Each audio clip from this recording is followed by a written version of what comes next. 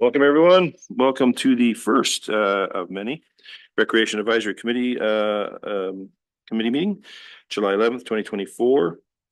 City of Merritt is a progressive, attractive, economical, viable city that is socially responsible and environmentally sustainable. We would also like to begin this meeting by acknowledging that we are gathered on the traditional, ancestral, and unceded territories from the Inkapa and the Silk people. Adoption of minutes. Since we don't have any, we won't be adopting any minutes. General matters, delegations, and recognitions. I just want to, so we don't have any of that unfinished business. We don't have any new business. Before we move into, 5.1, election of chair. I was kind of hoping the other people would be here. So I'm a firm believer that this chair should not be sat in by a council member on these committees because sometimes that can cause a problem. So we need someone to be the chair of this recreation committee. Oh yeah, it's easy. Well, I was looking at you, Amy. I'm nominating Amy. So yeah. So I kind of hope that Lisa and Steve would have been here, but we don't see them. So moving on, I throw out the nomination for Amy to be the chair of this committee. Anybody else want to throw out their name? Excellent. Amy, do you accept? I will accept the nomination. Son of a gun. There you go. I will change spots with you. I will need some direction. That's not a problem. We will direct you all the way through this. That's not a problem. So I guess we'll pass the motion. Chair has been nominated as Amy Duthright, seconded by Randy, and all those in favor? Yes, we do. All those in favor? Opposed? No opposed? Excellent. The chair is yours, and we will walk you through this. Not a problem. Madam Chair, if I could have a moment to keep the board recommendation around the board. Sure. I will swap chairs. I'm just going to show you how to use the microphone. Okay.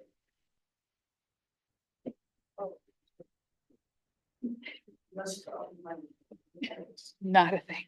So what happens is when we go to speak, you'll see Josh, push your microphone. You'll see that blinking, you'll hit this button, and then he's live, and then he'll speak, and when he's done, hit his button, it'll go off. If you've had enough of somebody, hit that button, and then it goes off. If somebody comes to the podium to speak, same thing all the way around. When somebody wants to speak, so if Josh hits his light, and when Bradley hits her light, it'll show you who was first, and whose ever light goes red, and then when Josh is done, kill your shot. And then do it again, then Brandy's on. So and then just go out and everybody's off. Okay. Oh, I have a stick.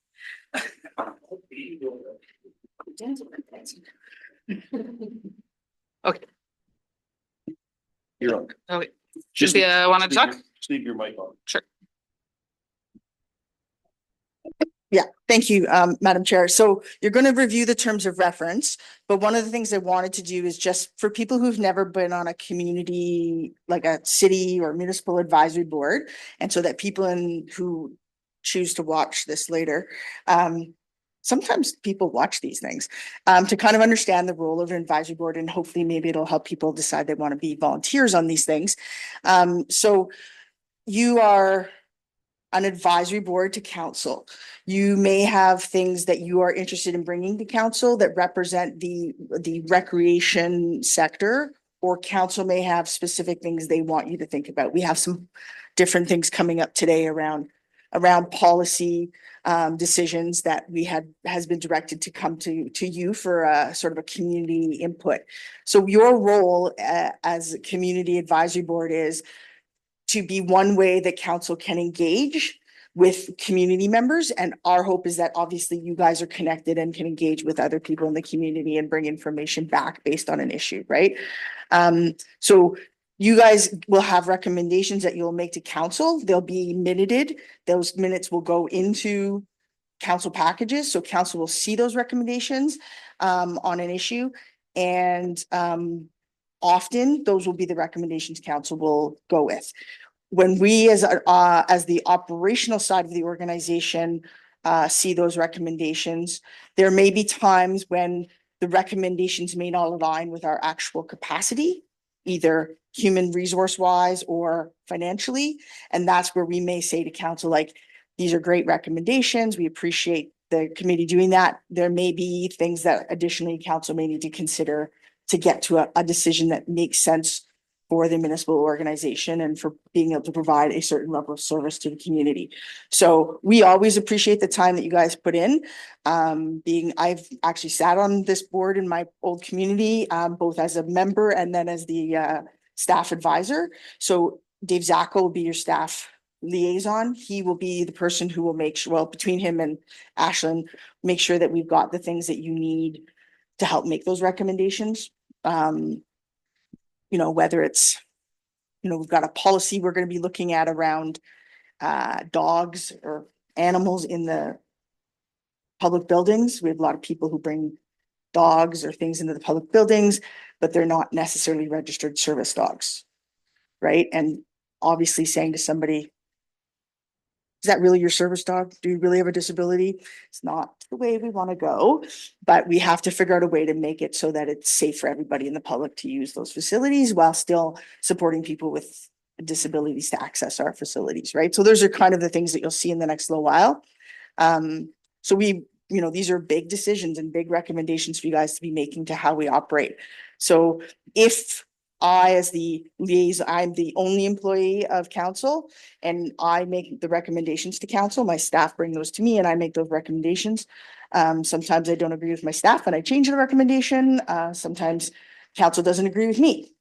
And so I will always appreciate the work you do. I may not support every recommendation exactly to council, but I will demonstrate to council, this is the recommendation. These are the things we can do from that recommendation. These are things we may not be able to do from a recommendation.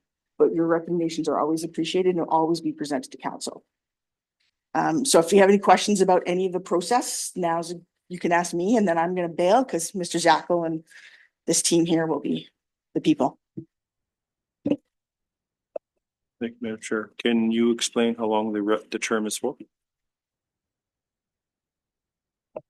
Yeah, so it's till the end of this council term. So that is 2 years. 2 more years.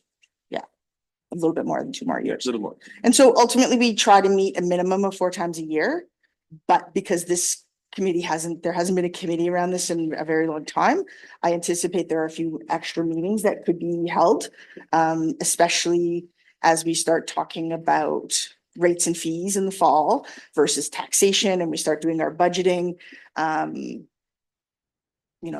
Lost the water pump station the other day. That was fun, right? Like, so, you all know, and you've read and you've seen, there's a lot of pressures on municipal governments these days.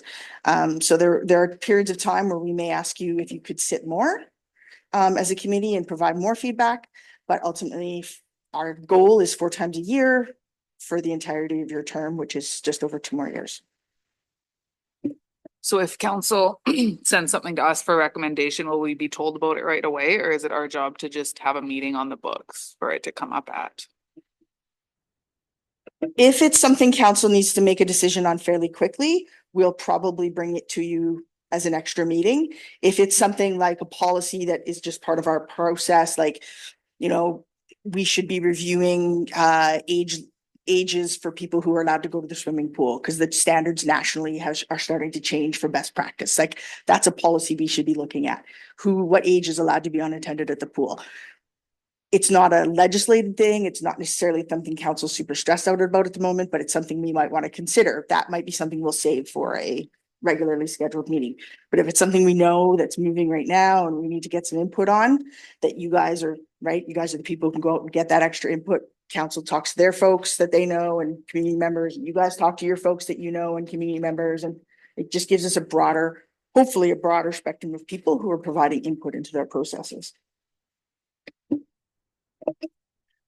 CEO, the chair can call a meeting if the chair, and can you explain about quorum and what happens if we don't achieve quorum? So what will happen is when the chair wants to call a meeting, they will contact either Linda or Ashlyn. And we will determine if we're going to have quorum. So an email will go out. And we'll require people respond to that email in a timely fashion so that we know we'll have quorum for a meeting. Because if we don't have quorum for a meeting, then no recommendations can be made. Right? And what is quorum? So I think right now you guys are at 7, 1, 2, 3, 4, 5, 6. So you have to have 4 to make quorum. And that's just members. Just members, Just yeah, just voting four. members. Okay. Yeah, I mean, technically, we don't want to we don't want to dissolve any committees. That's never fun. So we'll try and make it as easy for everybody to get to the meetings as possible. It is a bit and it's hard, right? Because it's like, when can you do it? Can you do it at lunch? Can you do it during the day? Can you do it in the evening? I'm heading out right after this to go pack up so that I can drive to the Northwest Territories and pick my kids up and bring them back, right? Like, it doesn't always work. But we'll try and make it as easy as possible for everybody to get to meetings. You probably are not going to have anything so immediate that if we don't get a decision, it's not going to probably end anybody's world. But if there's something really new that's evolving, like, we're going to shut down the pool for the rest of the summer because of this thing, we want you guys to be part of that discussion about how we're going to support the community and what other, whatever, right? So, because you are, again, our opportunity to have regular input, regular engagement with community members. Is there a process to, if somebody else wants to join the committee? Yeah, so they can submit an email with, do we have a form? We have an application form on the website. So they can submit that. And I think we had, what would they say was the maximum? I think in the terms of reference was 10, maybe. There's a maximum, obviously, because if a committee gets too big, it gets unruly. So it's usually, I think it's around 10. I want to say it's 10, but now I'm second guessing myself. Yeah, 1 member of council, and is it 8 or 9? 8 at large and 1 member of council, so 9 total. Yeah. And normally you'll just have these 2 as your staff, because she's our committee clerk, so she takes all minutes for and plans all committee meetings, and Mr. Zacco will be your person. So just because we have these seats filled doesn't necessarily, this is a public meeting, anybody can come to this. The only problem is they can't, well, they can speak to something, I guess, if they ask to speak and we agree, but they can't be part of the voting. So There's there's no people votes. who, Yeah. if we're completely full, but there's still people who have a passion for this, they can sit in the gallery. Absolutely. So the agendas are public and get published in the same timeline we would like a council agenda.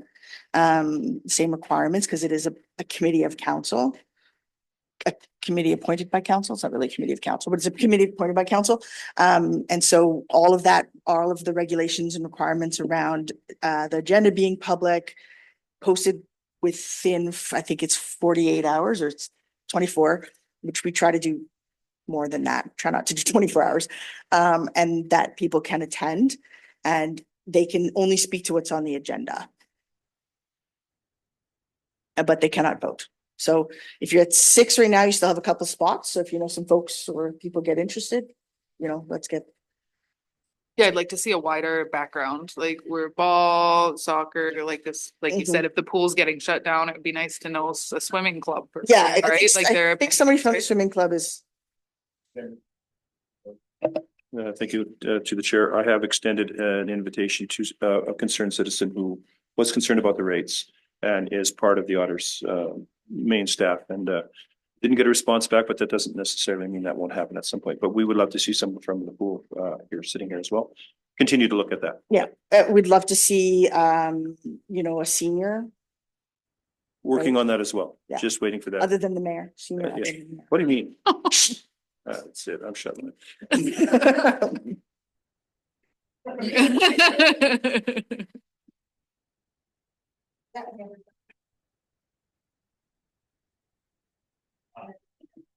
I have one. I was just wondering, do we always have to have an odd number Yes. for voting, No. for voting wise though? No? Okay, I was just, it's easier that way. I was just concerned if there Yeah. was, A if we tie needed is, to. a tie is a defeat. Yeah, Okay. so if you tie, then the recommendation is not to be brought to council. which is why 9 is a good number. There was one other thing I wanted to say. Now I forgot what it was.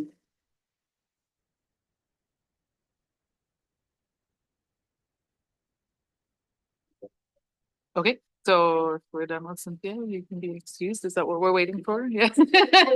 Not telling you to leave. Yeah, Madam Chair, I just wanted to say too, if you're like, you want a little extra instruction on, we don't use Robert's rules in the technical sense, but we do use this, a procedure of decorum in the chamber.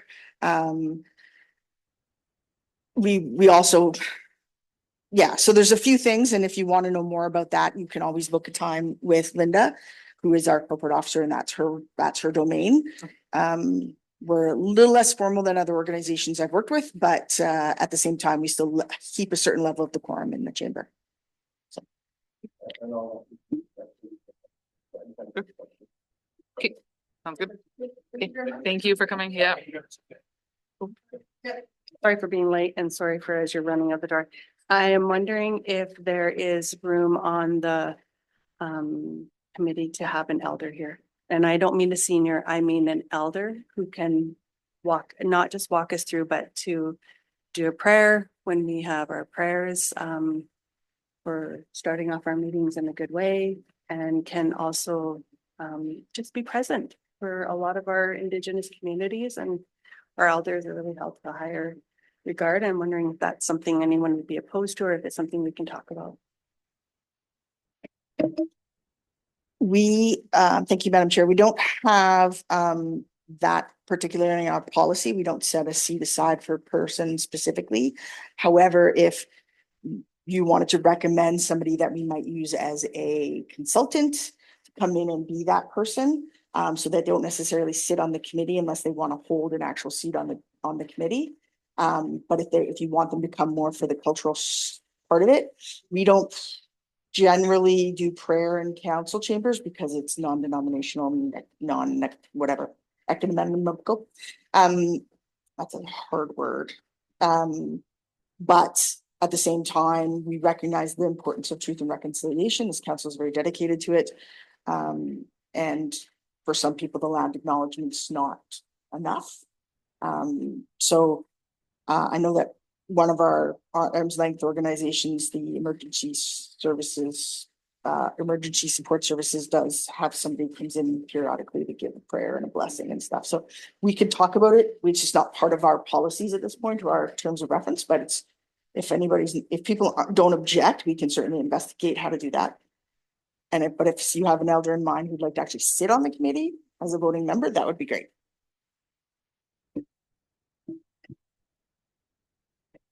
I'm sure, thank you. Lisa, I would suggest maybe we look at next time we get together, because it will really be our first meeting. This is just to get things set up. That would be nice to have that happen there to start and maybe close us off when we're going to go quite regular here until budget because we're way behind, right? So we probably should have one of these at least once a month. So I would say next meeting, if we so wish, if an elder would like to come in and do a blessing to start us off. And then when we get to maybe October, November, when we start going back to maybe every 2 or 3 months, we could end it again that way as well. But I'm not sure we want to do that every single meeting because we do the land acknowledgement every single meeting, part of the truth and reconciliation situation. But or if an elder is more than one, we still have 2 seats or 3 seats. We'd be more than happy to have an elder come and sit on. We have on ESS. We have Rob, Monique's husband, and he's kind of our advisor for First Nations as well. So we make sure that's there. So we'd be more than happy to have. And even a younger person. I mean, if somebody is really into sports up there and wants to be part of the recreation, or an elder that wants to be part of this group, I think it would be well received.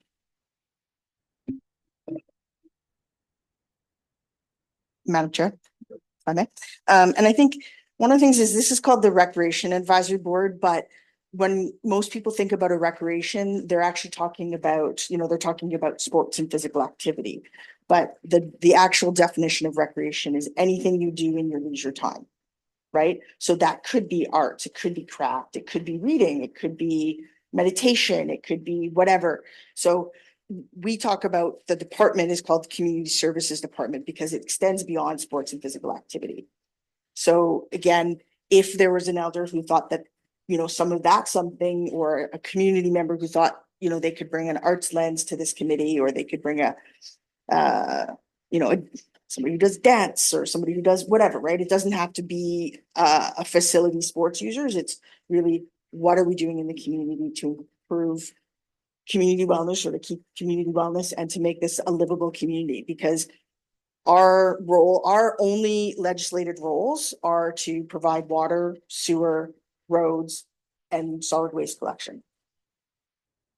And that's what are called the core services. However, so if you don't have any of those things, you don't have a city, right? But also if you don't have recreational facilities and festivals and community gatherings and things like that, nobody wants to live in that city.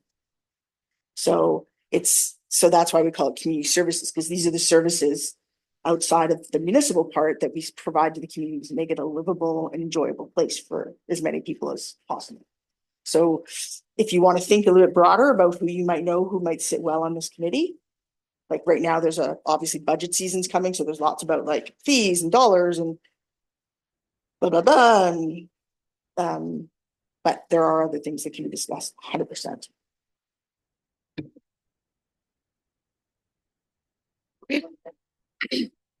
I believe you're excused. That's it. Thank you very much.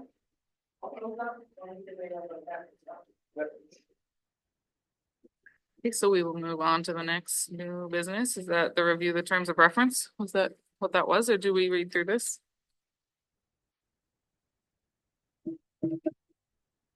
If you like to review the terms of reference, I can bring them up on screen and you should have them in your package as well.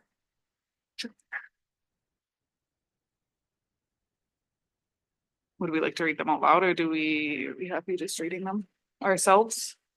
What do we do? Yeah. Please. Usually happens with this kind of thing, Madam Chair, is it's been in front of us. If there's anything that we feel we might want to talk about, we can bring that up. But if we're cool with everything, because we kind of covered it with Cynthia, and if we kind of feel that we're there now, do we move this as a motion, or do we this wouldn't be a motion at this point to accept the terms of reference, correct? The terms of reference were approved by council. Yes, well, right. So at this point, this is where you would say, you know, you've gone through it. Is there any questions? Does anybody, and yourself, there's something that you feel is not sitting where you think it should sit, or Josh or Lisa? Is there any questions regarding the terms of reference from anybody before we move on? Could I get a copy of the terms of reference? They're on the screen as well, but yes, Aslan has them.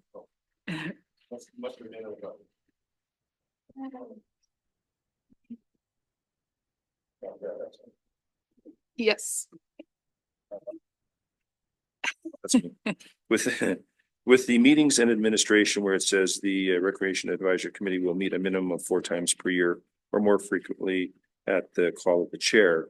For 2024, the remainder, I would like to make a proposal that we meet at least once every month until we've gone through the budget process, because one of the reasons this was formed is because of the raise last year, which you ladies came to me and threatened me with death. Not really, but I mean, that's why this was formed, so we can work together to have something that's acceptable to everyone. So I think if we have another meeting 2 months or 3 months from now, that's not enough time to start talking about what we want to talk about. So at least every second month, because we start our budget deliberations in October, do we not? October. So I would like to meet at least one time where we specifically talk about budget and what those numbers are going to look like after our CFO goes through it, and then we can start seeing. That's just my, that's what I would like to see us meet more than just 4 times a year at this point. Now, after that, next year, 4 times are at your call whenever you feel, or if one of the members feels that we need to meet. But at this point, I would like to meet once a month until at least October. And then after that, it would be up to your discretion on how we would go after that. So I would like to make that recommendation that we meet once a month until October. Oh, I would make the recommendation. I'm moving that. In a seconder. So you would call for a second? Is there a seconder to that recommendation? Yes.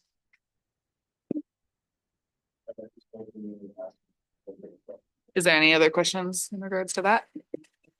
It's Josh. Could we make sure that these meetings that we're taking part are in the evenings? So not during the middle of the day, because a lot of us are working most of the day, so. I agree. And Lisa? And just for clarification, when did you want that first one to start?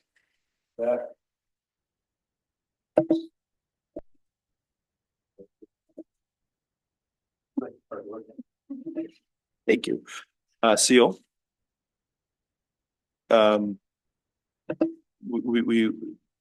We would obviously have to work with you to get, so if we wanted to meet next month, what would be a good date for us next month where we can act? Because we have a lot of things happening. We have council, we have other committee meetings, so. I'm gonna start with time because I think that's the easier way to go. Does 5:30 at night work for everybody? I wouldn't mind it being pushed a little bit later, but understand that maybe staff are done work by then, so I'm not sure what everybody else feels like. I'm okay with 5:30. It's a little tough though. What's I wouldn't mind 6. 6 would be I'm fine easier. with 6. 6 works for me as well. Okay, so then 6 PM. So we'll do it monthly, 6 PM. We can schedule the days. Does a Thursday work for everyone? Because then we can schedule it during the month on a Thursday. Days of the week doesn't matter to me. Later in the week, better.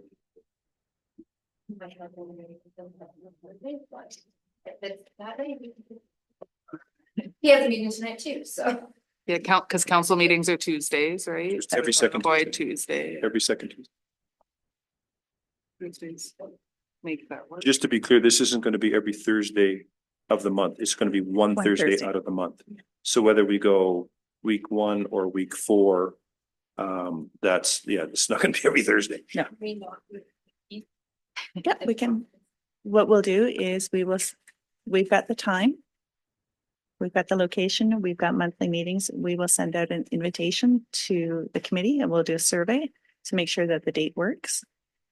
And we'll get a response and then we'll book it based on that.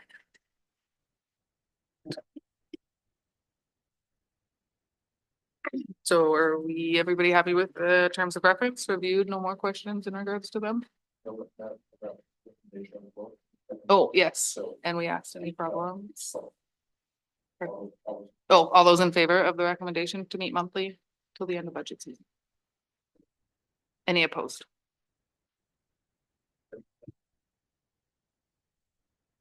Okay, and if there's no more questions about the terms of reference, we'll move on to the 5.3, the pickleball club lease.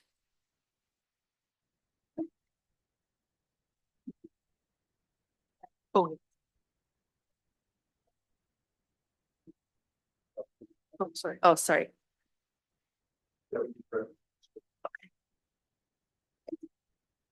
If you would like to rediscuss the terms of reference, we can certainly bring it back for a discussion. It's a decision of council. Council sets the terms of reference. So these are the terms of reference that council has approved and set. And so this is the guidelines that they've asked or set for this committee.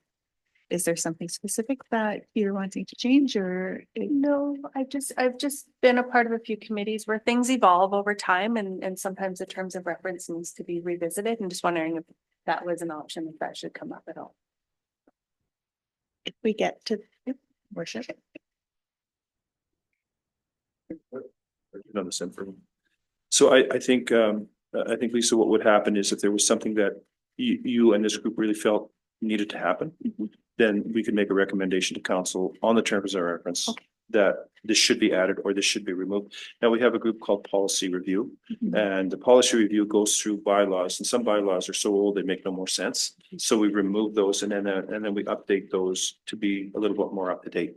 Some bylaws we're dealing with are 25 years old, and with some of the stuff that's in there no longer pertains. So I think if there was something that Madam Chair or yourself or Josh or any of us felt that the terms need to be relooked at, we could make that recommendation. What was the issue? Go to council, council could debate it. Yes, no, off we go. So. Talk about stuff, and we're not sure that see it. I think that's what it is. The first person that actually went back to that. So I think but then it will grab that.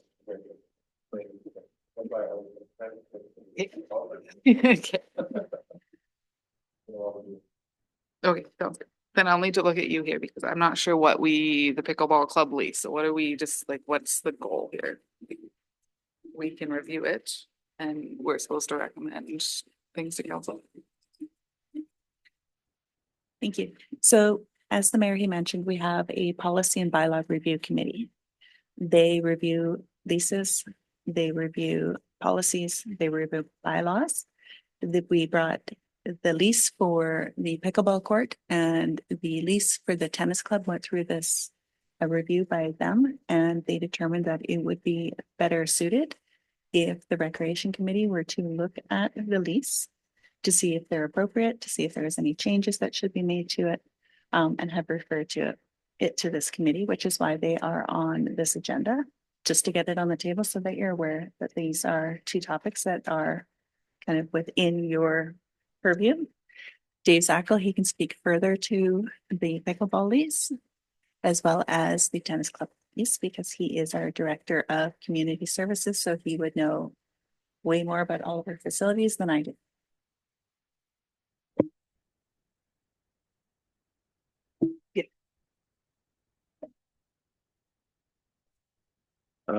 So this would be directed to Director Zackel. I'm not sure a lot of us, I've been over there, but I'm not sure a lot of people have been there. Now, the state of the lawn bowling side, it's pretty much dead. What are we moving? Do we have plans for that side or I know that the pickleball group has asked for it to extend into that area. Is that something we were looking at or? Thank you. The pickleball group has asked for room to go to extend in there. They like to grow their club. The tennis ball club has exuded interest in a new home as well. So I think we're entertaining a lot of ideas of where a new home for the tennis club could possibly go. I know they talked to council for a recommendation going to Central Park. But would that work for them and for a facility there pending, would pickleball be just a good use of that facility? These are questions for the advisory committee where, you know, you could say and you could give us direction for sure. We have a park in behind there, not utilized very well. Could we utilize some of that space and open up some more space in town for more park area? Great questions. Speaking on behalf of somebody who plays pickleball quite a bit, the club is growing quite significantly. And the opportunity to grow the club would give a lot and have larger court areas, would also give a lot of more opportunity for more public play. So I think that it might be a good opportunity for that. Lisa was first.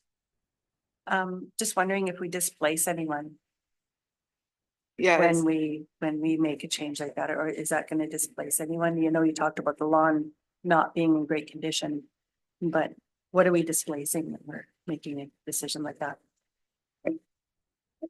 So the lawn bowling sign is not in use and hasn't been serviced and hasn't been kept up. So it's really just like a dead grass. Well, we're not even sprinkling it anymore for lack of water. So the area can be utilized. The lawn bowling society is no longer. So At this point, the space is not being utilized for anything. So it's just weeds essentially. it's just grass and weed. Is that something we're being asked to advise on right now, or are we just looking at the leads? Just looking at the lease. It's just a conversation, okay. And one of the things that I have a question on the lease is number 5 rent. The leasee shall pay the city $1 per year for the use of the property, the receipt of which is hereby acknowledged. We had conversations as council. $1 a year is a great thing to a certain degree. but there comes a point in time where we actually have to start having these facilities pay for themselves. I'm not sure we want to stay at $1 or if we talk, I'm not sure if the pickleball club brings anything in, but again, we don't want to stop anyone from using it. It's just that we have to start looking at some of these facilities being able to, we talk about expanding the pickleball court. We talk about putting the tennis courts in at Naquala Park. We talk about batting cages. We talk about all this, but there has to be a fund that comes from. We have to have money for that. So I'm just throwing it out there. And again, I'm sure Josh as a user has a strong view on this, but I'm just curious if everybody's cool with that part or if that's something we should think about in the future. I wouldn't want to change it for this year, but maybe in the future we start looking at maybe possibly looking to get a few dollars more in recovery. In saying that, I don't think that's a bad idea at all. I think if we're gonna look at expanding their club, then they should start spending more money. Lisa. And I think, kind of following suit with our other recreation, the only exception we ever really had in our recreation was for minor ball or youth that were utilizing some of these areas. And I think if it came to the majority of it being adults using it, then I think it wouldn't be unreasonable to ask to ensure that the maintenance of those spaces being kept up. Now, when we start looking at, does that change if we start having minor folks or our youth going in there? Do we need to look at that differently? We might have to, I don't know. But if, we all know there are expenses tied to maintenance and the upkeep of things. And we are always talking about wanting really good facilities to be able to play our sports in a good way, in a safe way.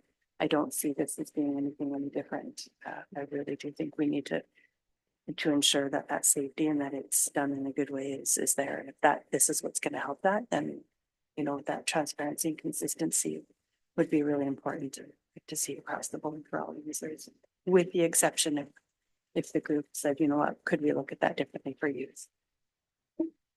Thank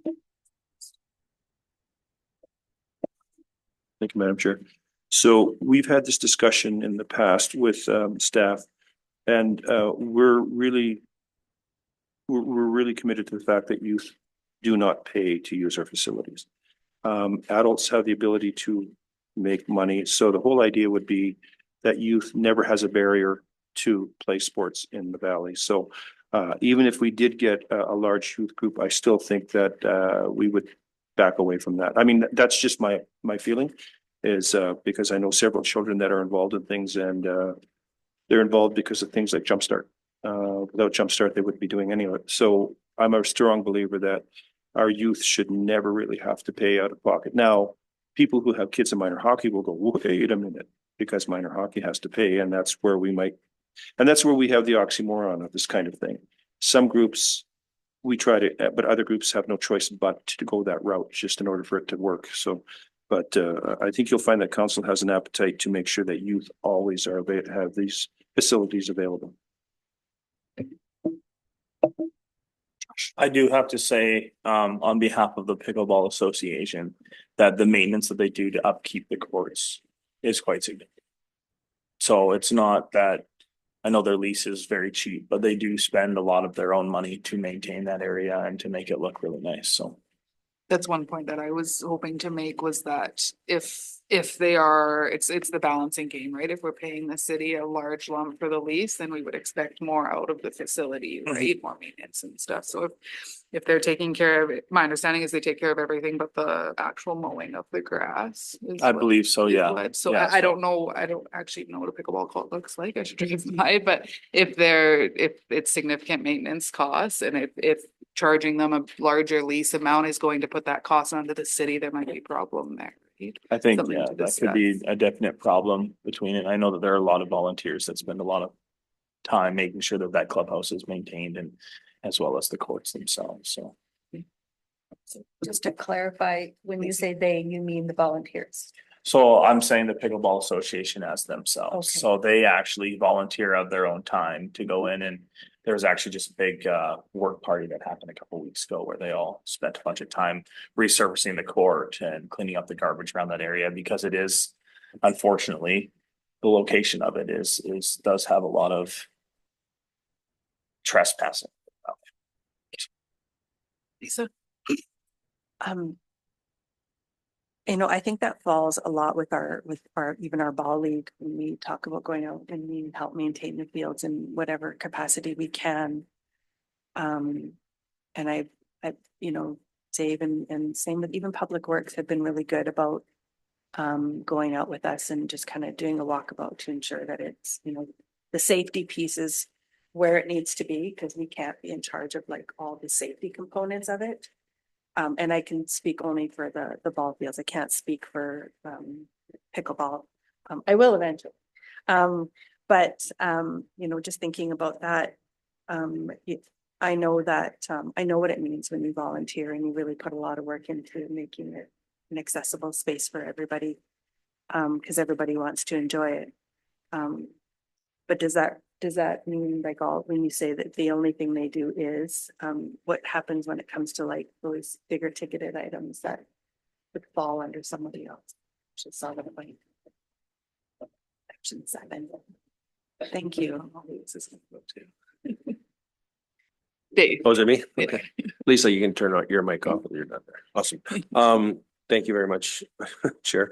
I hear what everybody's saying too, for sure. And we cannot survive without our user groups. We cannot survive without the volunteer commitment and the beautification and the extra love and attention to facilities and parks and fields and all that without you. We don't charge a rate where we do all the work and here's your perfect product. We don't, the taxpayers are paying heavily for that. So your volunteers very well reciprocated and we appreciate it wholeheartedly for sure. When we were talking about the rent for pickleball, other issues that possibly could come into thing with the lease agreements is like, for example, would be accessibility to the public. I know you guys keep your cages locked at all times, but the public actually doesn't have a time where they could just go in there and use your pickleball court. That kind of stuff. So I mean, that's something definitely we need to probably think about as well. Mayor Goetz. Thank you, Madam Chair. One of the reasons I do bring this up is because I go to the pickleball every once in a while just to see how things are going. And they would like to see a cover for the winter. That's going to be a cost to have that happen. If we're expanding, that's a cost to have that happen. So that's the only reason I bring it forward now. I mean, we've already signed this lease for the year. So this is just a conversation. I think as we get closer to budget, we start having a bigger conversation on this. But we would love to see it used 365 days out of the year.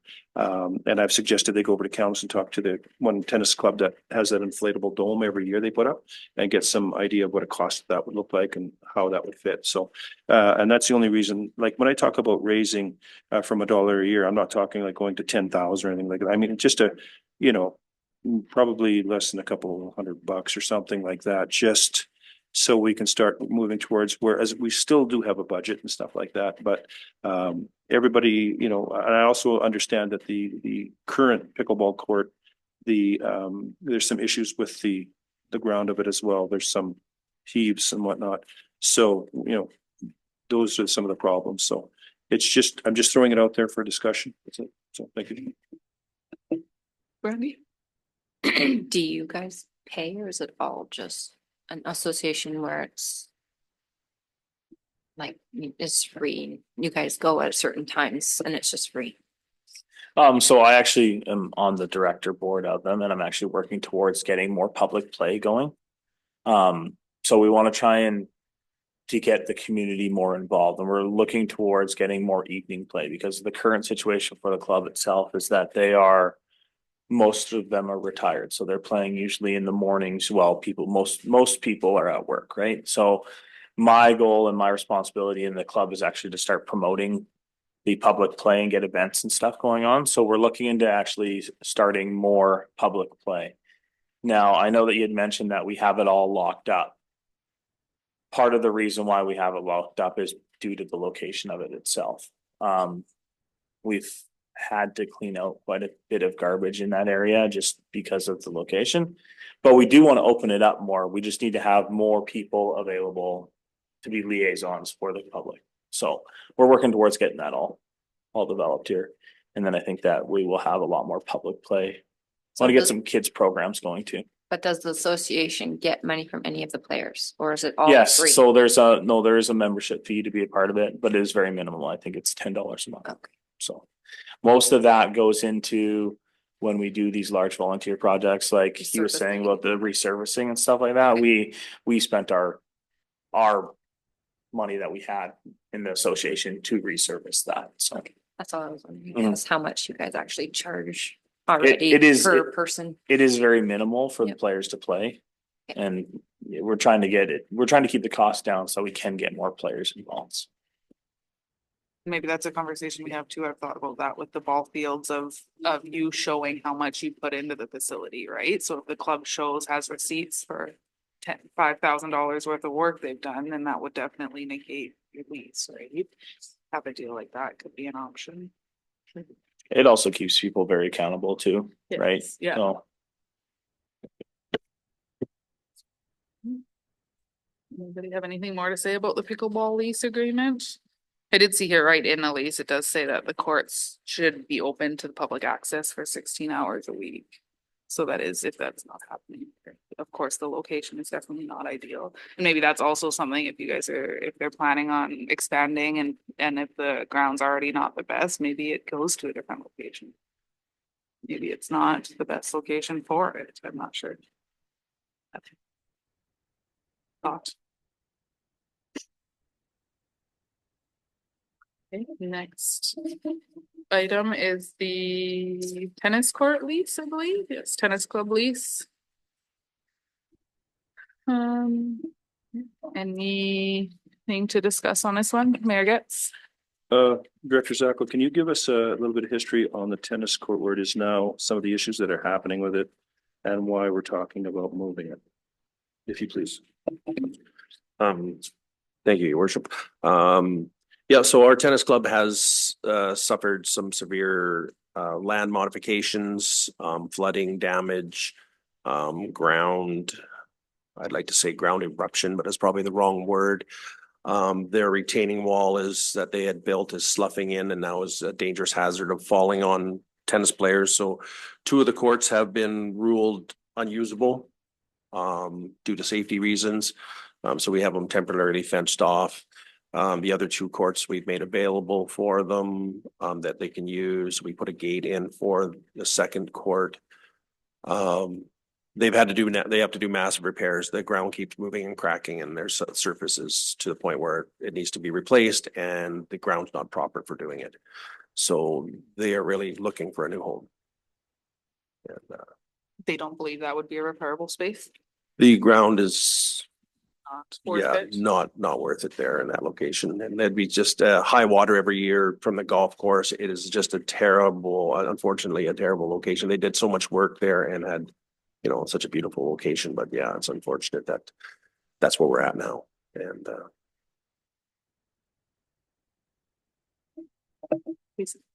My recollection is I can recall all the work that they did put into that and just to have it go south again.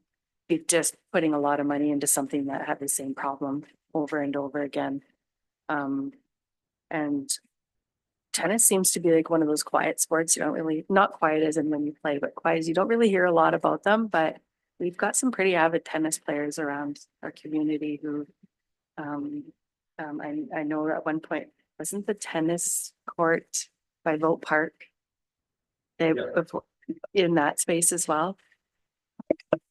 yeah, once upon a time, the tennis courts were in Vogue Park. They were removed. And the tennis club built in their location over by the golf course. We do have tennis courts up at Bench Elementary. They're just not at the proper surface at this time for the play that they want. Definitely something we can look at in future refurbishing for sure. And but they're looking for a home for their club. And big concerns are at this location where they're at right now, water was always a concern. They have a fountain Bathrooms, they don't have that. They go to the golf course. I know one time they put in a porta potty for a little while. So to look for a new home for them, these are definitely issues that we should be solving at that time. I just want to confirm that this is the most recent lease, like it expired in 2021 and they haven't had one. Okay. Mayor Getz. So one of the recommendations that council are looking at, and we've talked about, is moving it to Naquala Park, which is where right behind the pickleball area. And the idea would be to have all of our racket sports in one spot. It's a very unused park that we have right now. And our director, city director, Seaworks Department is working along with that as well as Director Zackel. So there's, as for myself, I would not like to see it go into Central Park. And the reason I wouldn't want to see it at Central Park is because we do have some other ideas of what we would like to see there.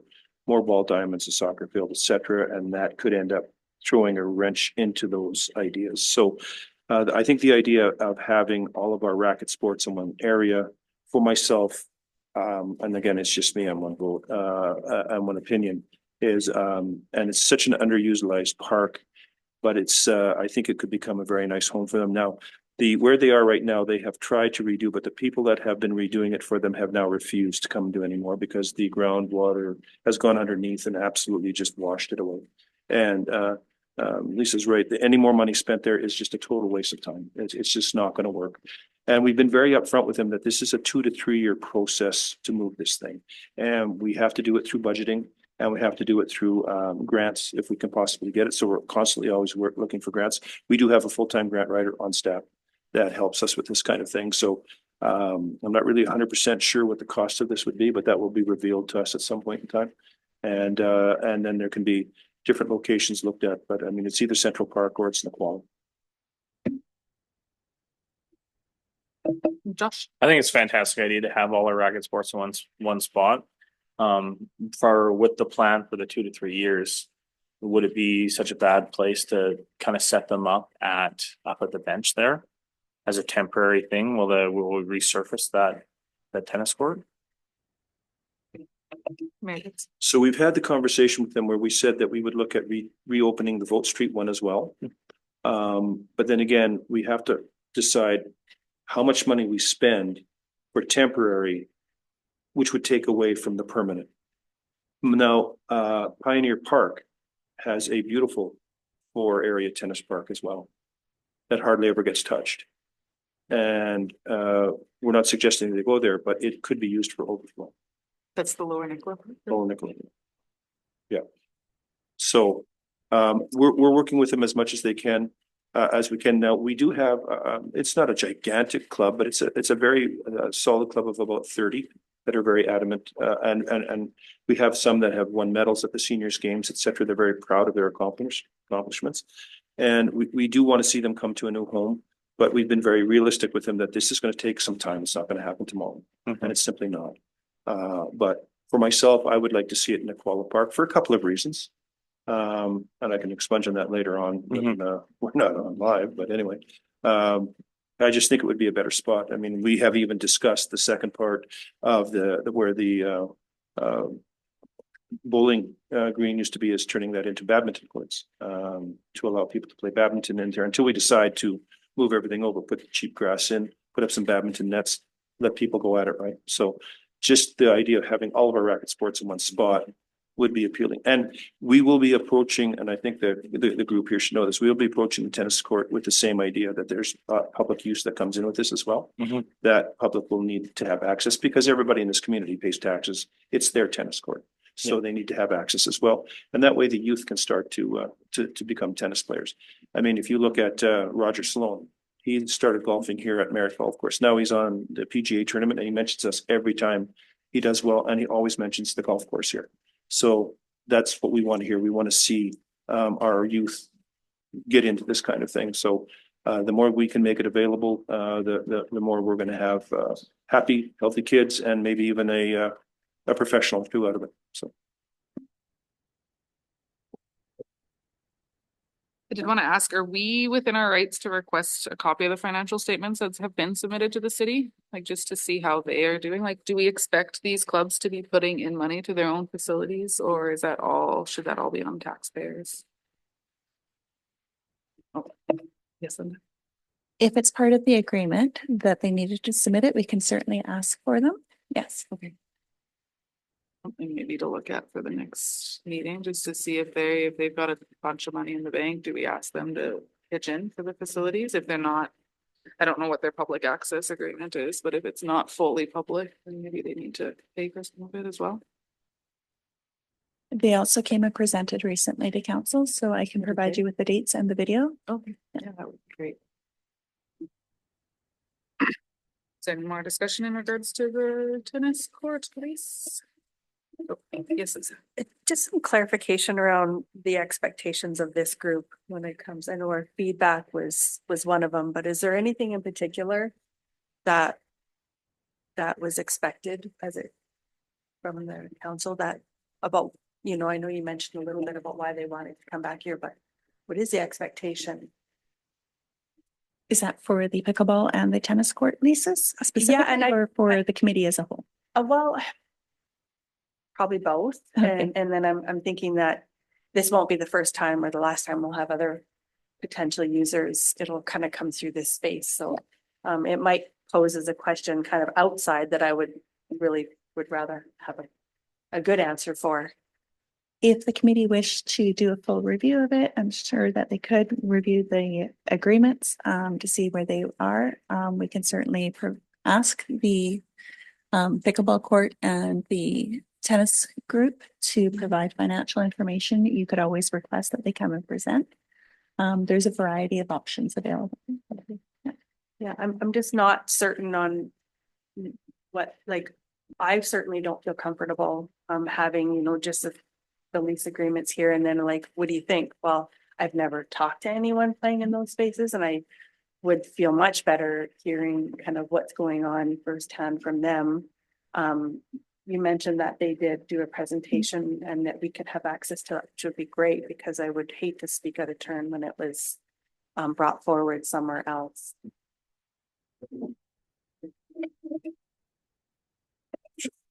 Thank you, Your Worship. Yes, Linda's right. The tennis club did put a presentation on, and yes, we'll get it to you. It was a fantastic presentation, and it has all the information that you really want, for sure. So for myself, the realization and what I'm hoping this committee does is move forward with everything recreational as far as rates, what we're looking, rates where we're wanting to go, youth involvement, public involvement. As Madam Chair mentioned, we need to see financials at some point on some things. I mean, there's going to have to be a conversation at some point too with the golf course. I don't know if you guys are aware, but the city owns the golf course. We lease the land out. I'm not sure what their lease price is, but now is the time to start talking about more of that share coming to the city, because there's a lot that goes through there. And in order for us to keep things like that up, you'll notice that over the years, we have taken back the airport from outside. We've taken the arena back. We're taking several other things, but all of these things are coming back into the city purview, is where they should be. And this group would then recommend, of course, council will work with the budget, but we also need to have this group decide what is fair for usage fees and fair for expansion, what we can afford. And that's why I think it's nice that we all sit here, because now you can see the whole picture of how we move forward and the things that come with it. So again, and this can really change very quickly if we decide to all of a sudden we get a grant and that we have applied for, things can change rapidly. So maybe the 2 to 3 years suddenly becomes 6 months because now you've got a grant to move ahead. So those are the outside things. But the whole idea here, I think, is to throw the ideas around, knowing that this goes back to council on your recommendation for them to accept it and move forward, or send it back for more questions. And that's what this group is for. I would say anything recreational is within our purview to talk about, and anything that we talk about that we're not sure about, Linda or Dave will most definitely fill us in right away.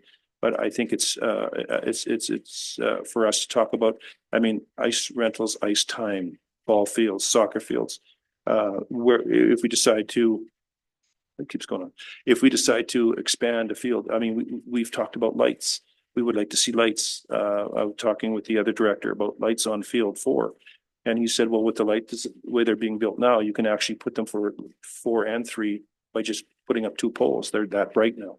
So that would extend the time of softball, right? That would take us into the 20th century for softball. The season would go longer, days would go longer. Batting cages, how do we afford that? How do we get that in there? Roofs on the dugouts, are they okay? I hear some are not so good. How do we replace those?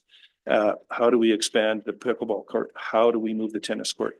Now that is where we can help with some suggestions. It's up to council to come up with how that's going to work. But council is going to rely on this group to bring those kind of ideas forward and the information forward, because you're all users of these things. Like you say, you've never been to pickleball court. Well, I haven't played softball in 20 years, so I'm not really sure. I go watch. I haven't played soccer in 100 years, but you know, we are trying to get rugby back again, right? So with Vote Park, we had to make sure that the grass was seeded before we could have anybody over 13. That's why soccer was only under 13 this year, because we're not sure Vote Park grass is grabbed yet. So we got to, it's just stuff like that.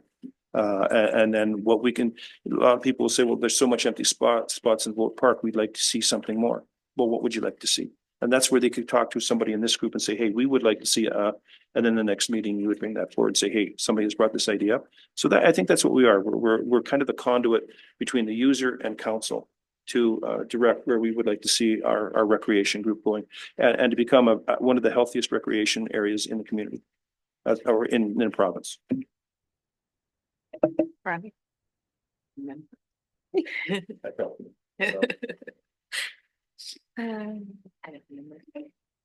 So I just wanted to confirm kind of on Lisa's point that, are we supposed to be making recommendations on each of these things? Like, is that why it's on the agenda?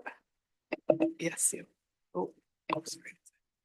Sorry, I'm first again. We don't expect recommendations today. That wouldn't be realistic for you. This is your first meeting. You've only just seen the lease today. We put it on here quite simply so that it is kind of on your radar. You're aware of it. We can bring it back. You can go and review it, talk to people, gather information, come back, have further conversations, and then come up with ideas for it. Certainly that would be with anything. One of the items that we do have on the agenda today as well is a work plan. So you can help develop your work plan and decide what you would like to focus on, as well as your meetings and what the schedule is going to look like. So, yeah. Thank you. And Lisa? Certainly expanded from our visit to your office. And nothing wrong with it whatsoever. I think it's in good direction, and you know, if we're the conduit in between, it's a great way to be able to make sure the messages are getting moved along the way they need to. I appreciate about the work plan, because yeah, it's kind of hard to have a look at just the 1 and 2, and I'm like, I'm a gotta see everybody, because I want to see where everybody's at with all of them, and not just the 1 and 2 of them. But thank you for gently easing us into this. Appreciate that. So, Madam Chair, and I'll correct me if I'm wrong, CO, but when we move forward, eventually you will actually see a recommendation at the bottom of when it's time to make that recommendation will be there, or there'll be 3 choices for a recommendation. So it will say recommendation, which you would then read out after we've discussed it. That reason you're not seeing it today is because this is just inaugural, like this is just the first meeting. And to be honest with you, for a first meeting, we've covered way more than most ever do. And we haven't even got to the plan part yet. So I'm very excited about where we're going. And you're right, this is a lot more than we discussed in the office.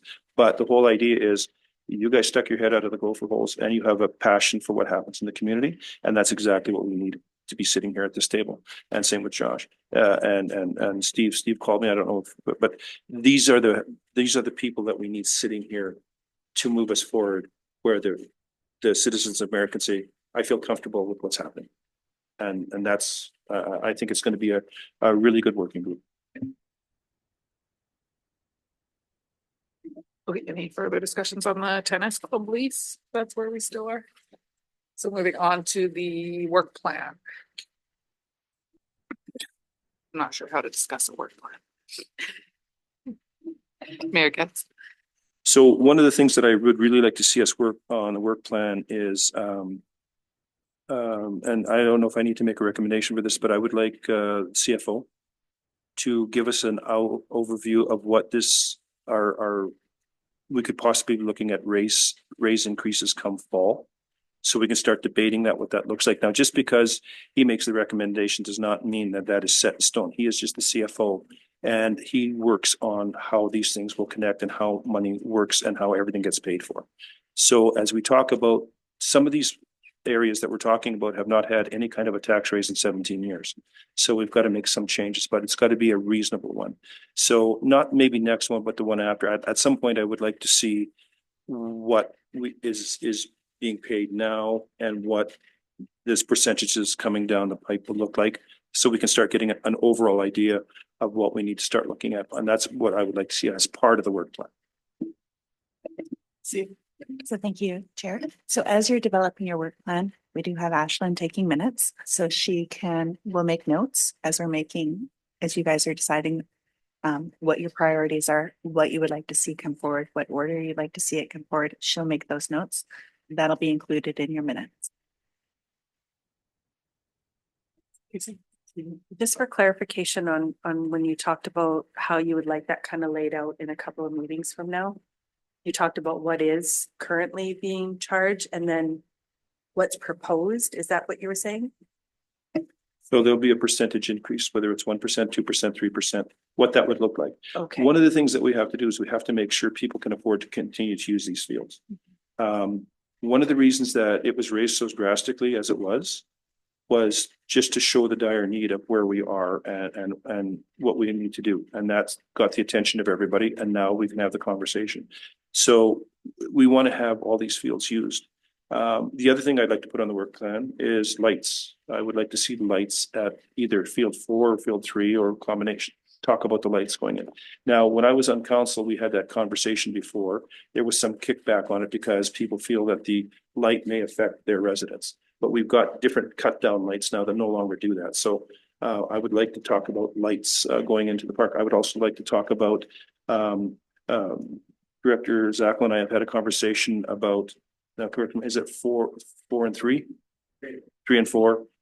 And the other two now going in for a nice concentric circle with a change area for umpires and stuff in the middle. You know, those are the things that we'd like to start talking about and seeing diagrams and what that would look like, costs that would be associated with that.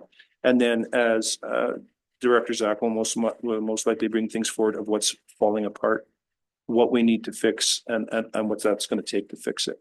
So for my first two things, I would like to see a breakdown of pricing as we get close to budget. What a percent, because every time we talk about a percentage raise, it changes the numbers. So 1% to 2% is a change. 3% is a change. So what normally happens during budget is the CFO gives us a range of things with a spreadsheet, and at 5%, no, that's too much. Let's go down to 4, and then all the numbers change.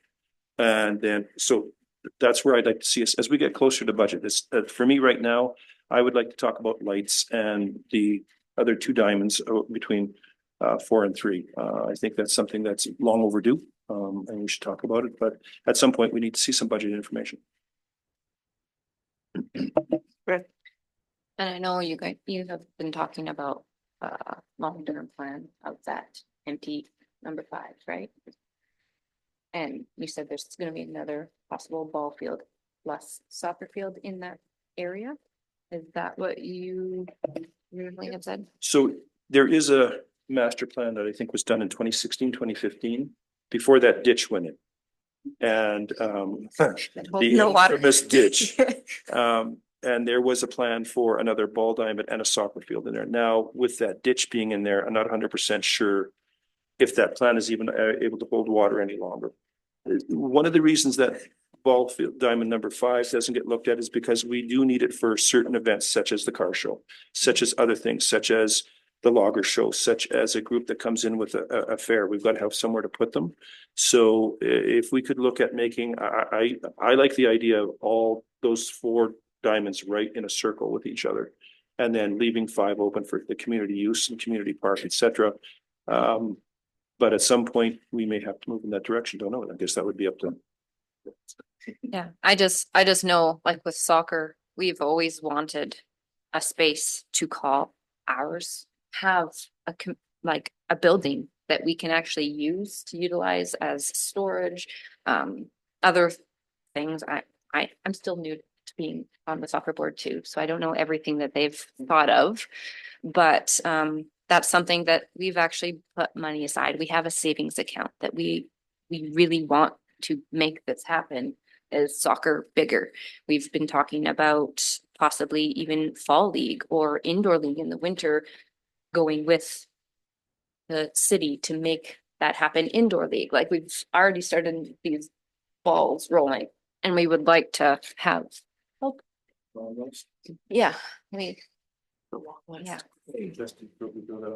okay. I definitely think like, oh, yeah, a solid plan for Central Park. Like Yeah. there's a lot of ideas that. There's, floated yeah, there. well, it's not just Right. central. We don't, honestly, it doesn't have to be there. Yeah. We just want a space. Like there's, I don't even know, that old school over there, that field is just like they used it during the floods for rugby. They made do, right? They use that, but then now what? They have their rugby fields back, and like, So just so you understand, that is School District 58 land. It's It not is. ours. So we are trying to work towards an agreement where we have a memorandum of understanding where we can start to use their fields and they Okay. use ours. yeah, We get close to that and then I don't know what happens. The wheels kind of fall off a little bit. We've been there almost twice now. But I would suggest if, a soccer field, again, as I would like to see all the racket sports in one area, I'd like to see all the ball sports in the same area. So if we're talking about adding 2 more diamonds into the loop of 3 and 4, there's still plenty enough room there for soccer field. one soccer field. That's not enough for how much soccer we play. Get what you get, man. Like we use But that- Central School this year So because they that- have 2. Sure, and that's why we would We have had to to. see a comprehensive plan and see what could actually fit in there. Yeah. And because there was a really nice plan until that ditch showed up and that changed everything. I honestly, it was a very nice plan. But you also have to be aware, in that area, there is a lot of groundwater overflow.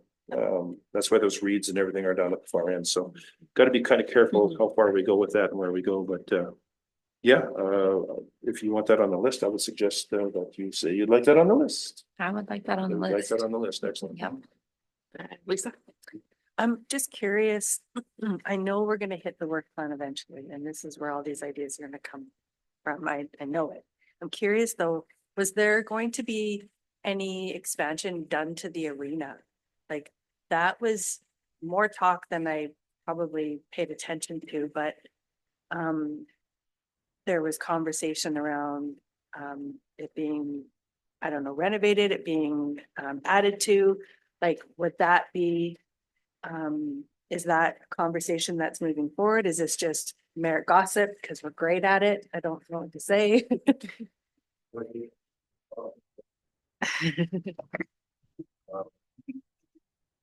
One, I've heard of these plans. I haven't actually seen them yet.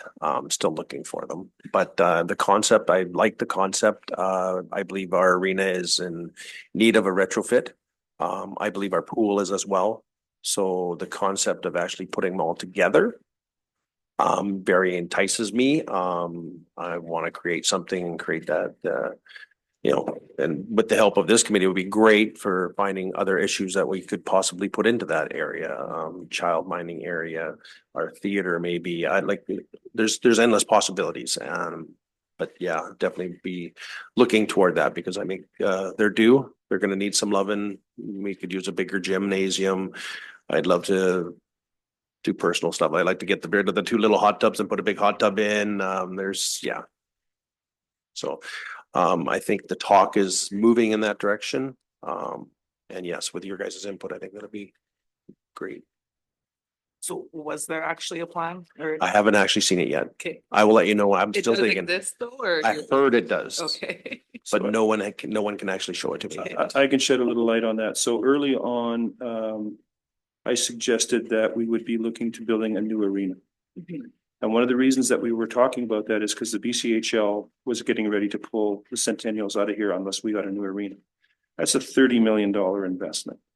So we started talking about it to honestly get some time and ask for more time, because it's unreasonable to ask a community whose annual budget is under $10 million to suddenly pony up $30 million for a BC hockey league, not a professional league.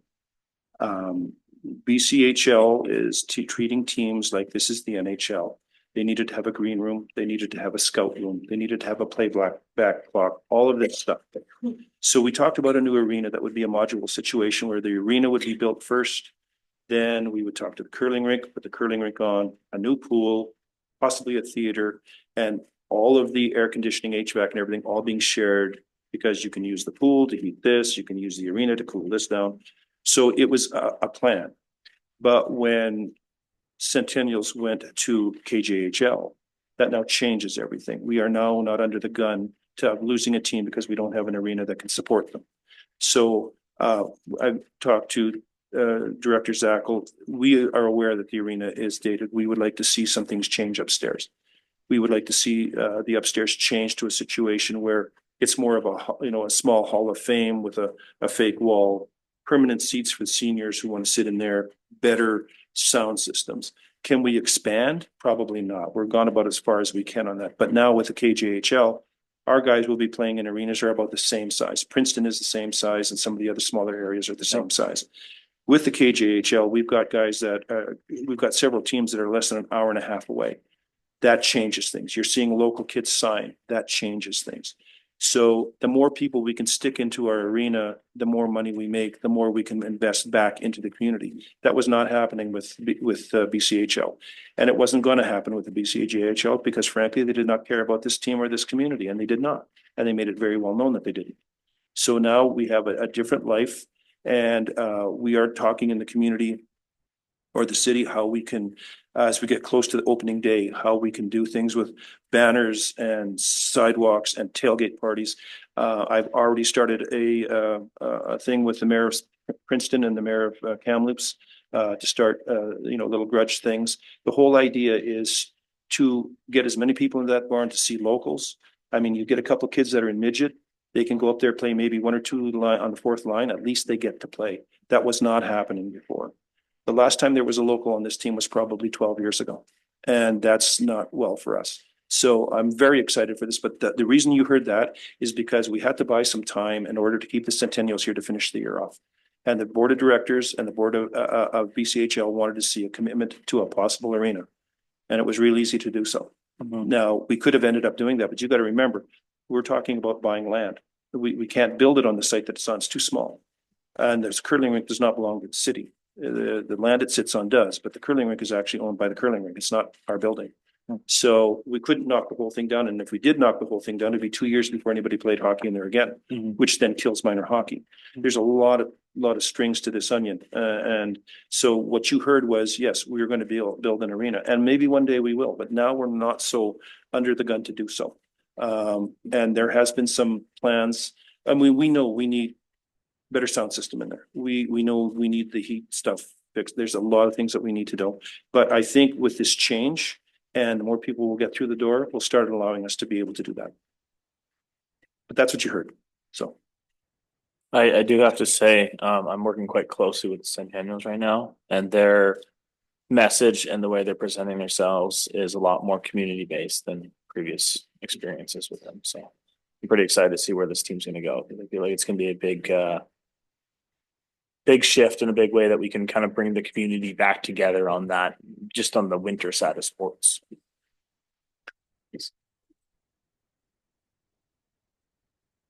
I remember that.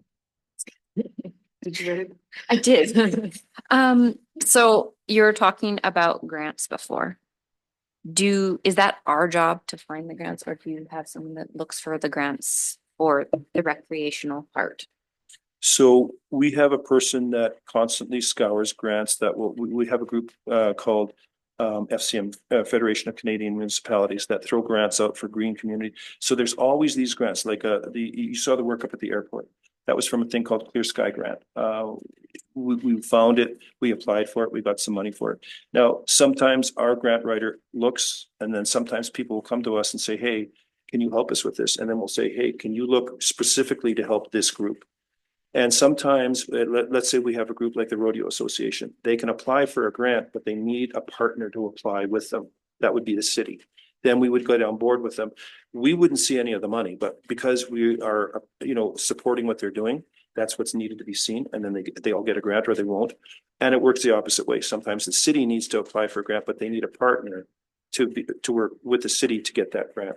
So we do have a full-time grant writer, and they are constantly looking for grants for us because we do have budget, but a lot of stuff that you see right now is on grants. Grants are, that it's where we go. And that's why we're constantly mining for them. And CO, do you have anything to add for that? I just wanted to say one thing to be cognizant about with grants is, while they can be millions of dollars, oftentimes there is a sharing agreement required. So then the city would need to come up with the other half of the amount. And sometimes that's not a problem because we do always try to put contingency funds away for that kind of thing. So yeah, they're most of the time, I mean, the Clear Sky Grant, we didn't have to put a penny up for that. It was $2.5 million. So, I mean, we're more than happy to get that. And sometimes the grants have to be shovel ready, which means all the work has to be done, all the engineering has to be done. And that's usually where the city's part comes in. If you're not shovel ready, you're not even considered. So there are certain rules and regulations to the grants. And we do have a very good grant writer, and she's on top of everything. And then we just bomb her with a bunch of stuff. And then she comes back very excited because she got some stuff and some stuff she didn't get. So.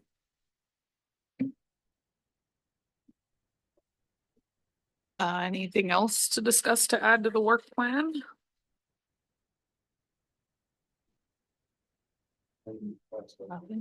No, my biggest thing is the Central Park and the rates. That was my two big things that I think are top priority, so. Yes. Then just to clarify, if I may, so we've got the financial piece, so that's a review with the CFO for the fees and the rate impacts and the rate increases. And then the second piece is the lights at the baseball fields and costs and diagrams for that. So to look at that and what that could entail. We will continue to keep the pickleball and the tennis club lease on there as well. So then we've got 4 items at this point in our minutes. I think like a Yes, you're quite right. That is on my list right here. I just didn't get to that. future So, plan for Central Park, like the whole, like yes, sorry, the fields as well. 5, 6, 9 and just to confirm, you said like the diagrams on the cost with the lights, is that up to us to look into, or is that something we just talk about next time and then it gets looked into after? Up to us. What'll end up happening is this will come back to council that we are looking for a planned situation. Now, we may not even talk dollars at this point. So you have to understand, when we start to do diagram stuff, it does cost us money to do that. But there are old plans that can be grabbed from and then superimposed over top. So right now, we're just talking, right? We're not committing to anything at this point. Once we see what the layout, once Director Zackel can lay it out and show us what can actually it looks like and what will fit in there, then we will probably move toward, we're talking about dollars and the future, how long it will take, and then we would start looking for grants. I mean, to be 100% honest with you, a lot of this will be grant taking off, but at first, we're just asking for conceptual look on what this would look like, what can fit in there. We did have the master plan. Some of it has changed. And so is there every number of years we redo master plans, or do we do them when it's just we want to see them redone? So not that we want to put, again, you've got to remember too, when we do this, the staff has a lot of work to do every single day, but when we start making recommendations, that adds to staff time. I think if we're talking about Central Park as far as soccer field, ball diamonds and lights, that would be strictly conceptual and what would fit in there, because we don't really know what will fit in there at this point in time. Because there'll have to be some engineering because how close can we get to that ditch? How far do we have to stay away from it, etc. So the first little bit will be, we're just spitballing right now. Let's go You can go with first, Lisa. please. I'm a very visual person. You'll have to forgive me. So when we talk about a work plan and we're kind of spitballing ideas and you're taking the minutes and you're going to be inserting those, and these are the ideas that eventually going to formulate the work plan. Is that correct? Am I hearing that properly? Okay. And is there a closed time? Like, we're not talking about anymore kind of thing? We're gonna just keep rolling with this? We can look at short-term, long-term, medium, long-term kind of goals for prioritizing. Things like that. So this will stay on the table as long as this commission wants it to be there. If we get to a point where it doesn't make sense, then we'll pull it away. Or if council says, you know what, that's not our review at this time, and we're not going to look at that right now. Okay. But as long as we decide to continue moving forward with it, then we'll move forward with it. But and then when we do start to see plans, it may change our whole view on how this is going to go. You know what I mean? So no, everything that we're doing here has a start and an end. Whether we see it all the way through, or we get to a point where we go, oh, that's not going to work. But so yeah, we finish everything we start. I ask that just because I know we don't have full representation here tonight, and we're gonna struggle getting full representation when it comes to the numbers that were allotted for the committee. And I just wouldn't want to put forward, the ideas, because I get to sit here, I get the privilege of sitting here and get it on the table when somebody else hasn't been heard or another group hasn't been heard. And that was why I was a little concerned about. So this is why we advertise for these things. The voices that need to be heard should be here. If they choose not to be here, then they need to follow what we're working towards the betterment, but we can't have every single person involved. So the reason you're sitting here is because you guys came and said, we've got some issues. We would like to get them on the table. We need to have basically a commission. We all agreed to that. Now, it's still open for 2 more people, but we're not going to cover everybody. It's not going to happen. But that doesn't mean people can't sit there or come to you and say, hey, I saw you on the TV. Here's what I think. Each one of us can mine that information from people in town. Really want to see somebody from the auditors here, but if they choose not to come, that's their choice that they're not here. We cannot force people to be here.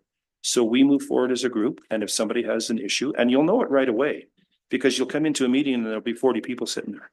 That's when you know you hit a chord, right? So you're right, it's a privilege to sit here, but you are the ones who want to sit here to make this work. Everybody else has the same right to do so, and they can speak up or not. There are some groups that we have that everybody is raring to go, and the first meeting, nobody shows. And for me, we move forward with the people that are sitting in these chairs, because you've taken the time to sit here to tackle this, and some of these things are not going to be easy. That's why I wanted Amy in the chair. It's not going to be easy. There's going to be some, and we're not going to always agree on everything. It's just the way it is. But it's the same as council. When we do talk, we leave it in the room. Like, we don't take it outside. Whatever we come here, whether we agree or we don't, as soon as we go out the door, that's where it ends. We talk about it in here, and we won't always agree on everything. But it's for the betterment of the community, and anybody had the right to be part of this. Nobody asked, and I've asked several other people if they'd like to be interested. They're still thinking about it. And but we can always, trust me, once people know that this group is out and they know that you're on this group, they will start asking you questions. And that's where you will then carry their message back. Okay. Thank you. Josh. I do have one thing that I would like to bring up, and this is something that I'm pretty passionate about, but when I was younger, we always used to play on an outdoor rink. And the facility that we usually have up on the bench there, we previously flooded it. I spent a lot of time this winter actually doing that, making sure the kids had a place to play outside of our arenas that we have. But just since we've been talking about things that we want to try and put on the agenda here, I would just like to put something in the facility of the outdoor arena that we could have a possibility in that. So I'll take this for a minute, Dave. Just so you're aware, when I was on the committee that had the lacrosse box built. That was built to be an outdoor arena. So what happens there is a lot of the time, we just don't get cold snaps long enough for the ice to stay. And then we have to transport the water over, which is not hard to do. It's just, we've got to have a group that asks for that to happen. The boards are designed in a certain way that you can pull the boards and everything drains out. So that was actually designed to be an outdoor skating rink as well as a lacrosse box. So it's already there. Okay. We've just got to work with Director Zackel and see what's realistic, if it can work. And we can't promise anything because we could be minus 35 for 5 or 6 days, laid on the ice, and all of a sudden it's plus 10. There goes your ice, it's gone, right? Oh, it's, trust me, I spent hours. So the Doing that facility all the is already there. Yeah. And it was built so it wouldn't sustain any damage if we did it that way. So it's already there. We Yeah. just have to have the will to make it happen. Cause I know like the one on the bench, that little, I think it was a basketball court at one time or something along those lines. But anyways, I spent hundreds of hours getting that thing ready to go, but it would be nice to see if we could have a spot that's dedicated so that when we do have that opportunity, one of the other communities that I used to grow up by, we had a full outdoor setup going on. Now, obviously, I'm not saying that that's something, but it should be something that maybe we should propose, something like that Kelowna has, how they have their little outdoor area where you can rent skates and people can go have a good time skating, and it is cool so that you say we do get a couple days where it is a little bit warmer, we're not losing our whole facility or our whole ice. So I just want to kind of put that out there. I'm not saying that it has to happen anytime soon, but just something that I know that is really positive for the community. Well, when that box was built, was there any research put into like a cooling system, like electric cool mats or? Yeah, the price was just too astronomical. And it was designed to be built, it was basically for the weather to decide to freeze or not. So no, it would just, the cost would have been prohibitive. You'd have to have a chiller and an ammonia machine, and Dave would be down there constantly, and only people with suits could go in.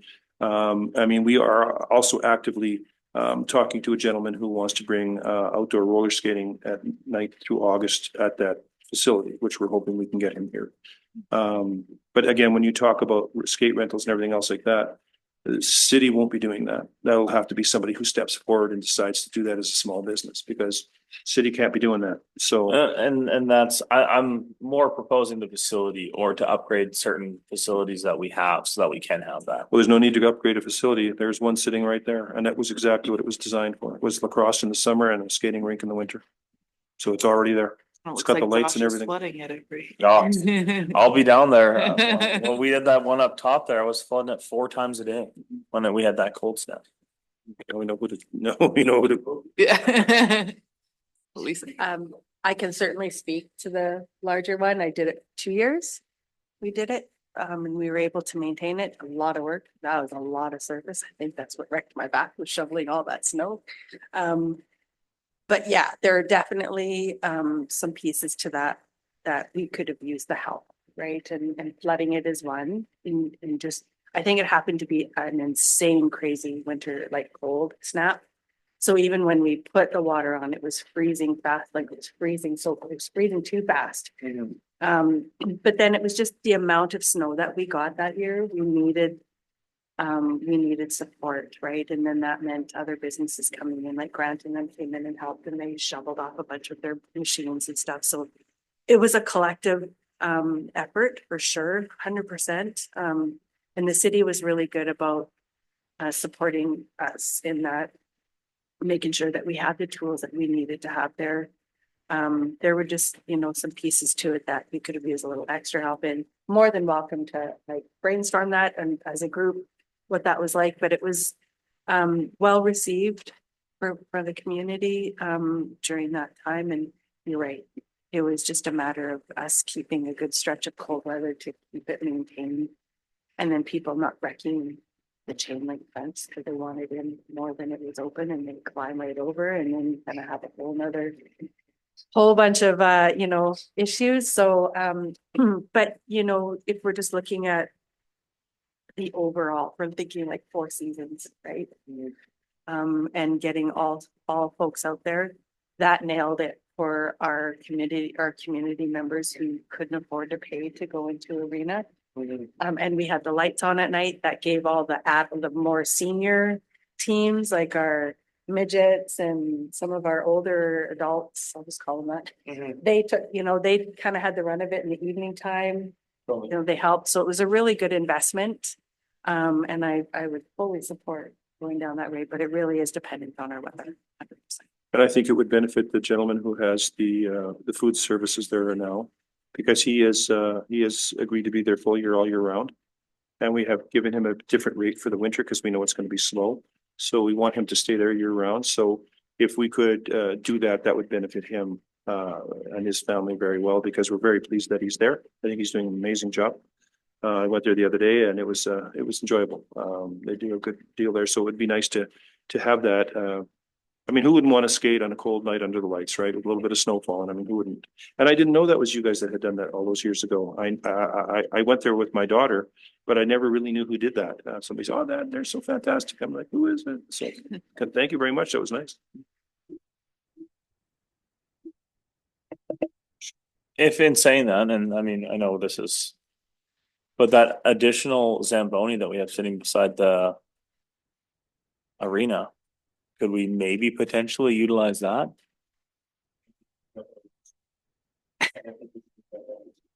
Oh,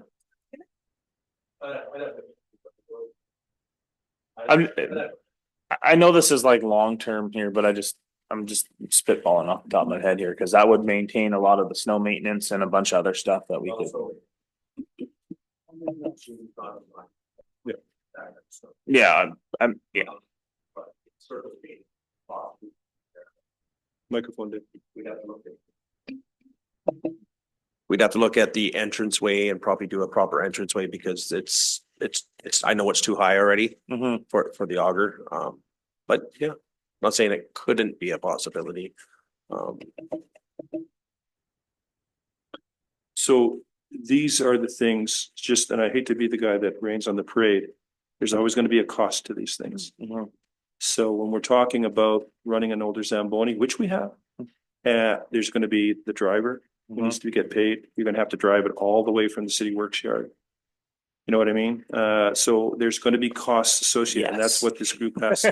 Yeah, but no, but I mean, to go directly there, not for you to be driving all over town with it.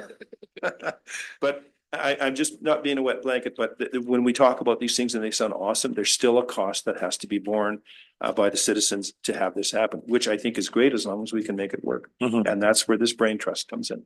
Totally. Lisa. Darn it, I'm pulling a Brandy. We've named it.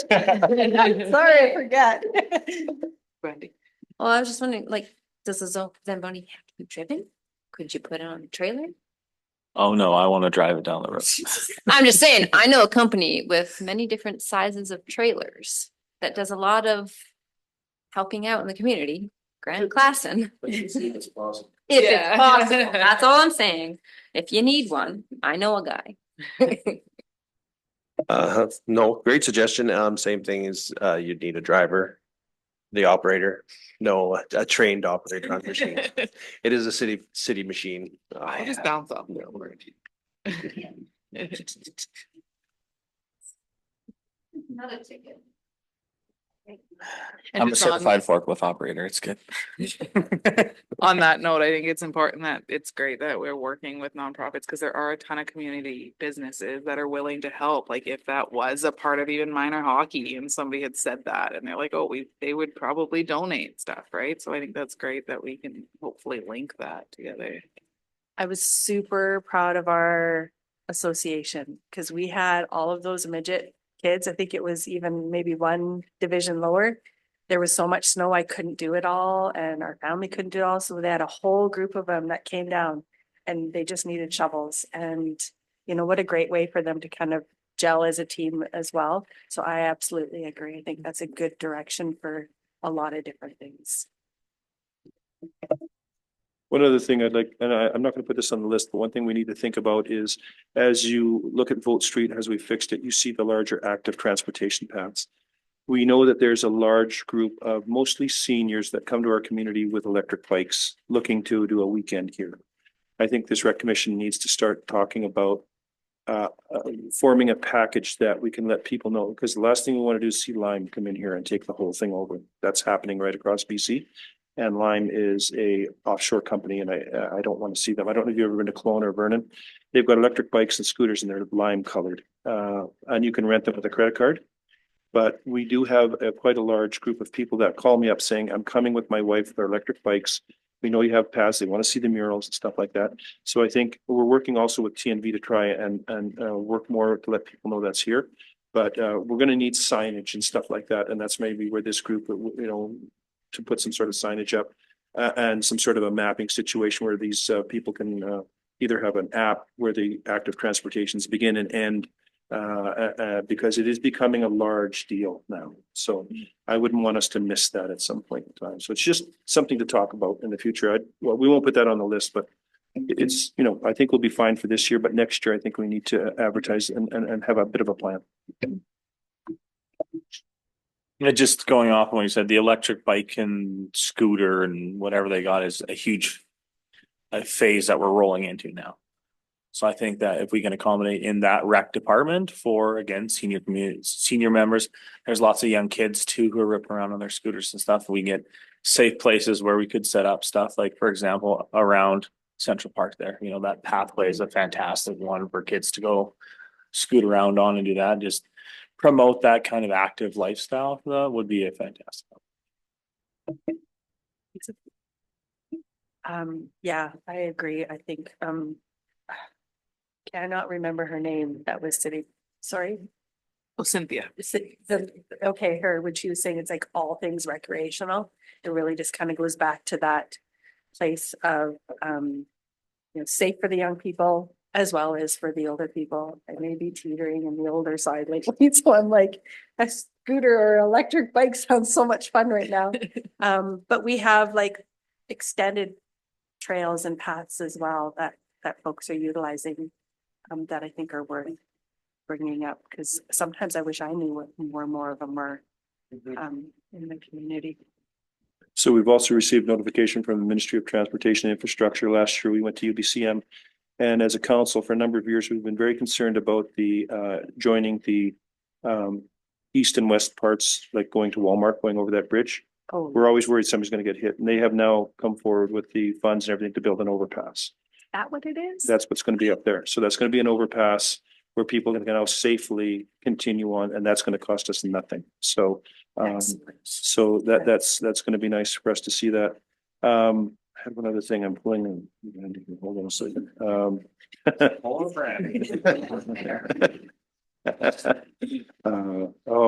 wasn't all that. If I remember, I'll bring it back up. Yeah, I've lost that. So I've can I lost.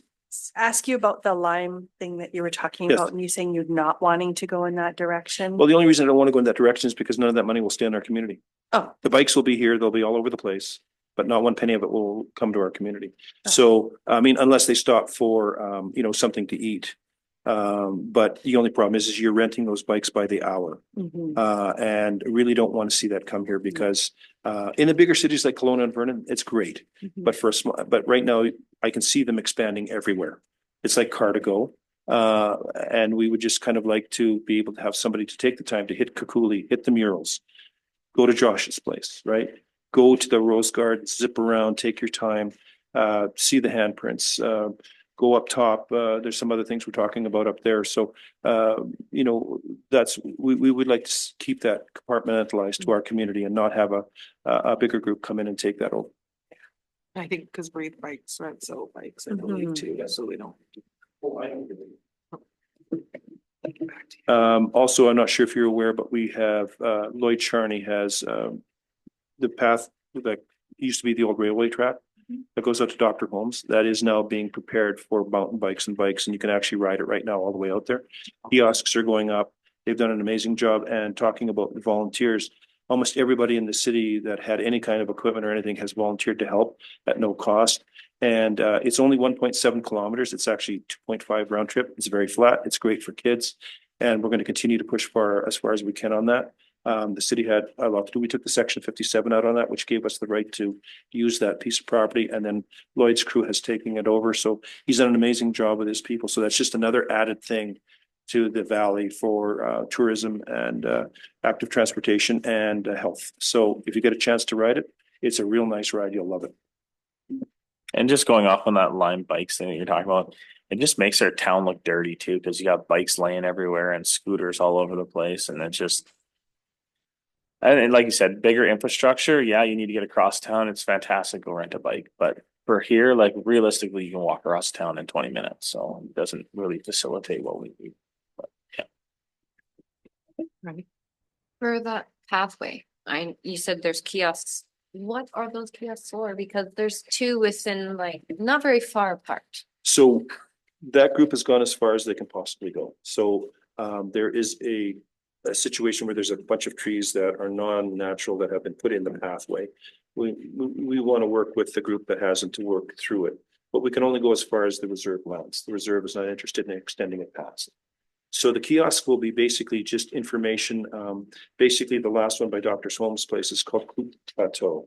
It was actually a community at one time, many, many years ago, 80, 90 years ago. So you'll see information like that. You'll see some First Nations welcoming stuff on there. There'll be information about the area and who was there and what it was like and stuff like that. So and then as it moves along, there'll be a thing called things called pollinators, where you'll be able to pull off, sit down. There'll be a table, plants and everything, and then there'll be little information items there about what that area was. So it's just to give you information about what you're on. Of course, it's the old CP rail track. Yeah. But before that, it was a lot more. So Okay. those will hold information, a lot of First Nations information, a lot of old information from the museum. I imagine there'll be some pictures, and I think they'll change it up every once in a while. Okay. So, Yeah, I wasn't sure because there's two not Yes. too far away. I'm like, why is there two so close? But because that makes that's sense. as if far as we can two go when they different decided to pack it in as much as possible. Sounds good. Any further additions to the work plan? No, that's the end of that. So we'll move on to determining our next meeting. I think we did that earlier on, right? So we're good for that one. And then, so do I have to motion to end the meeting? Is that what I do? I just end it? Okay.